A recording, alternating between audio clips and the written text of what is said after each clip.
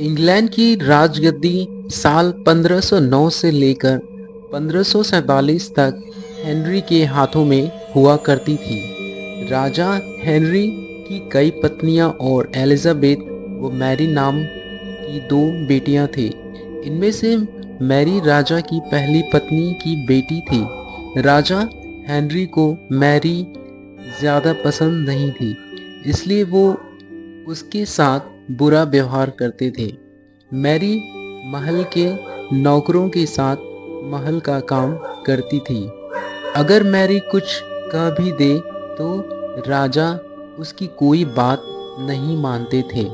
सन 1547 में जब राजा हेनरी की मौत हो गई तो प्रजा की इच्छानुसार 16 शताब्दी के दौरान हेनरी की पहली बेटी मैरी को इंग्लैंड की राजगद्दी दे दी गई।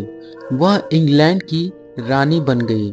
उस समय इंग्लैंड के हालात बहुत अच्छे नहीं थे। इंग्लैंड कैथोलिक और प्रोटेस्टेंट इन दोनों धर्मों के बीच में बट गया था। उस समय दोनों धर्मों के लोगों के बीच जंग छिड़ी हुई थी। रानी मैरी चाहती थी कि पूरे इंग्लैंड में सिर्फ एक ही धर्म हो, लेकिन लोगों ने उसकी यह बात मानने से साफ इनकार कर दिया था। इससे नाराज होकर रानी ने उनकी बात न मानने वालों को मौत की सजा दे दी थी। वह ऐसे लोगों को जिंदा भी जला देती थी। रानी मैरी की इस क्रूरता की वजह से इंग्लैंड के लोगों उसे नफरत करने लगे। ऐसा भी कहा जाने लगा कि रानी मैरी कुंवारी जवान लड़कियों के खून से नहाती थी। उसका मानना था कि उनके खून से नहाने से वह ज़्यादा दिनों तक जवान रह सकती है। कुछ सालों बाद रानी मैरी ने शादी कर ली और कुछ समय बाद इंग्लैंड में एक खबर आई कि रानी मैरी गर्भवती है और जल्द ही उनके राज्य को उनका नया राजा मिल जाएगा। इस बात से हर सभी खुश हुए, लेकिन उस समय रानी मैरी के साथ बहुत ही अजीब घटना हुई।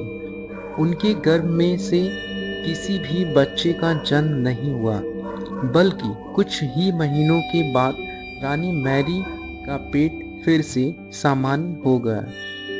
वहाँ के ओझा लोगों ने अपनी तंत्र विद्या से बताया कि रानी मैरी के गर्भ में कोई बच्चा नहीं, बल्कि एक भूत आकर निवास करता है। कुछ समय बाद फिर रानी मैरी के गर्भ में वही भूत आकर रहने लगा और वह फिर से गर्भवती हो गई। इस बार भी रानी को कोई बच्चा नहीं हुआ और उस घटना के कुछ ही दिनों के बाद रानी मैरी की मृत्यु हो गई।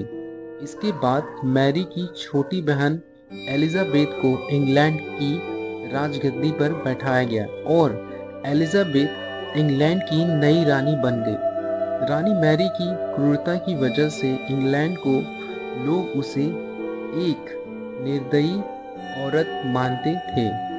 वहीं जब उसके गर्भ में बच्चे की जगह एक भूत का निवास होने लगा तो लोगों ने उसे शापित भी करार दे दिया और इसी वजह से उसे लोगों ने ब्लडी मैरी का नाम दिया।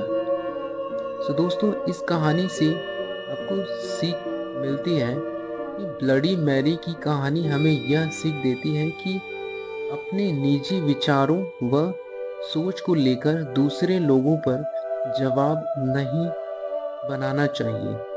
शांति और करुणा से लोगों का ख्याल रखना ही मनुष्य का धर्म है।